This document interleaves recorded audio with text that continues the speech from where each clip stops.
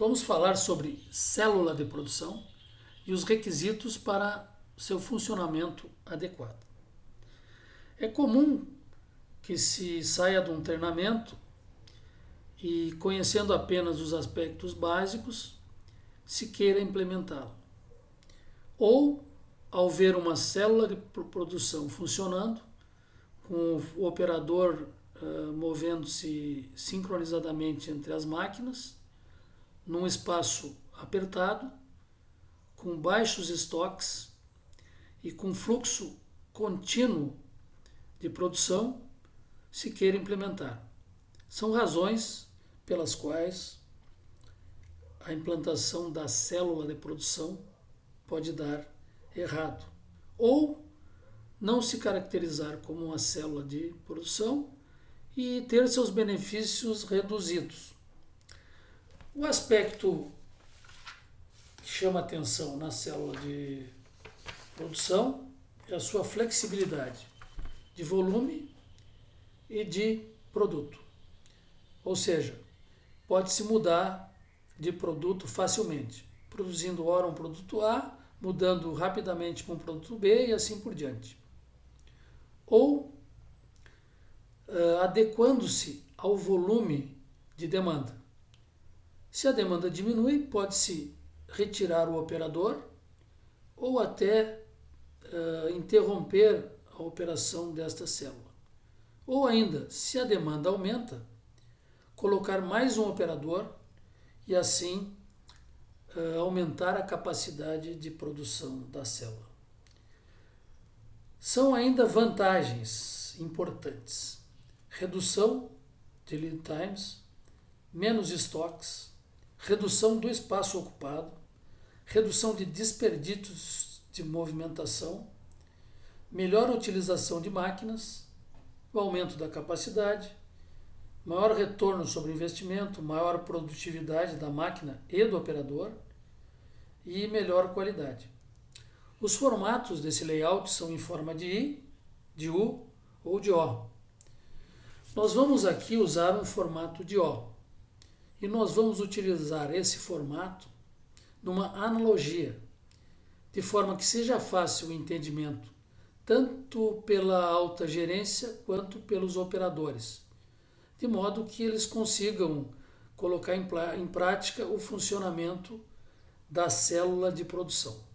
Então, a nossa analogia, ela se dá neste círculo, onde um operador opera uma máquina, um operador opera uma máquina, e os estoques são representados pela distância entre máquinas.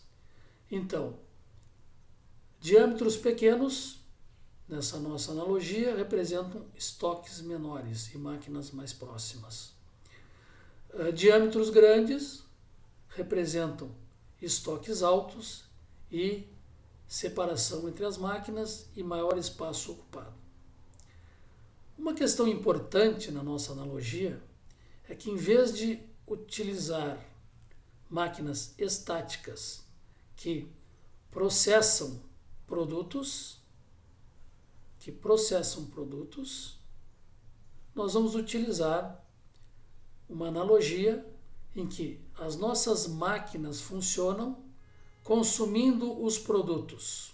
Então, as máquinas se movem produzindo os produtos.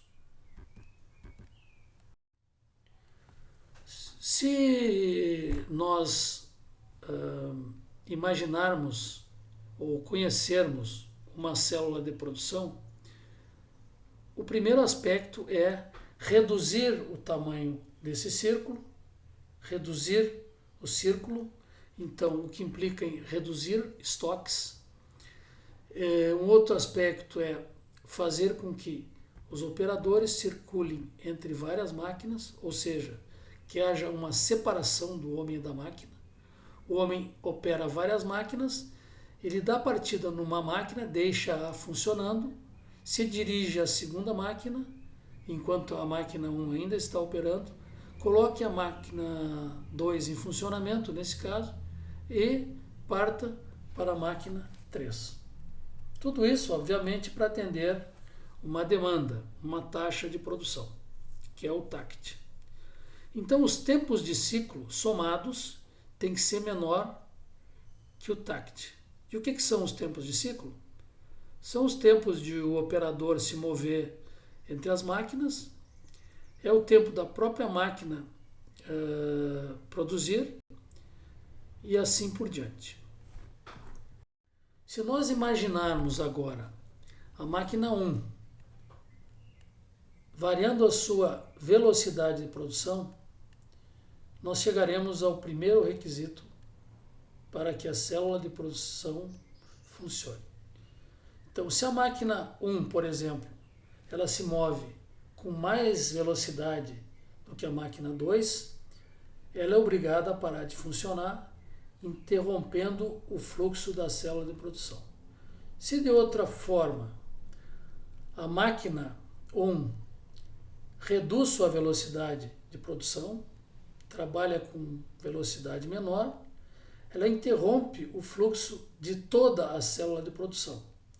Então, interrompe o fluxo de produção da célula.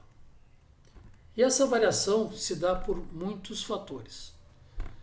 Dentre eles, pode ser que o próprio operador não consiga fazer o ciclo de modo constante, ou que a máquina não consiga fazer o ciclo de modo constante. O ciclo varia, por exemplo, por quebra de máquina ou por variação nos tempos de preparação da máquina.